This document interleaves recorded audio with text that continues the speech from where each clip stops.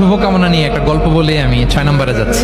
এক লোক মাগরিবের নামাজের আগে তার বন্ধুর জন্য দোয়া করতেছে, আল্লাহ আমার বন্ধুকে তুমি একটা সুন্দরী, রূপবতী, গুণবতী, নেককার, মুতিয়া, কানিতা, জামিলা, রায়া, একজন রূপবতী নেককার স্ত্রী দাও আল্লাহ।